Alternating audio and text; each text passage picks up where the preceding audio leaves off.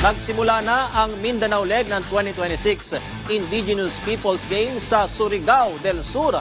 Yan ang ulat ni Teammate Paulo Salamatin.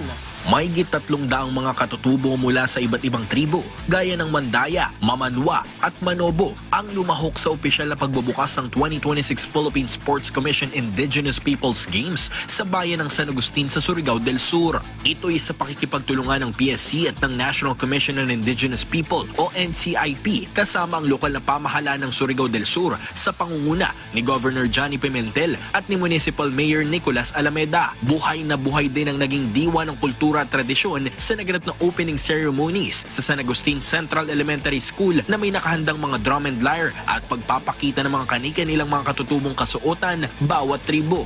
Binalot din ng saya ang unang araw ng kompetisyon sa mga inihandang laro gaya ng pagpilak o spear throwing, gutgutan o fire making, kadang-kadang sa kawayan at binugkutay o tug of war. Sa kabila nito, nagkaroon din ng IP Forum bandang tanghali matapos pansamantalang ihinto ang mga laro dahil sa tindi ng init. Sa pagsasagawa ng mga ganitong klaseng palaro para sa mga katutubo, nagbukas din ito ng ideya para sa kanilang munisipalidad upang magtayo ng programang huhubog para sa mga kabataang atleta na maaring maging kampyon balang araw. Para sa akin, I will also include this in our budget to develop our youth.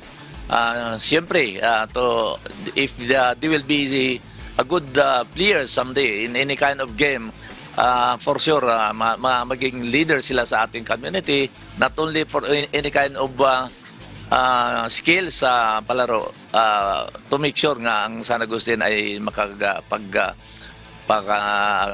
may sa kanila good players in our municipality.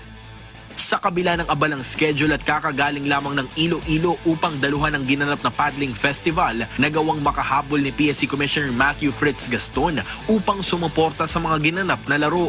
Kaya masaya, makita mo pati pag-setup dito, napakaganda, no?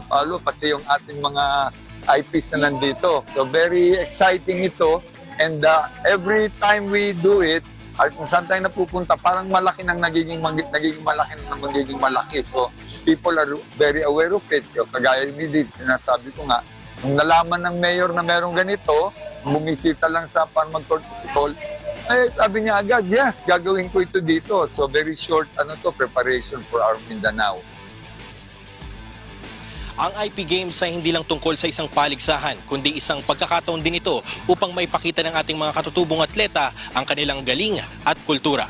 Mula rito sa San Agustin sa Surigao del Sur, Paulo Salamatin para sa Bayan.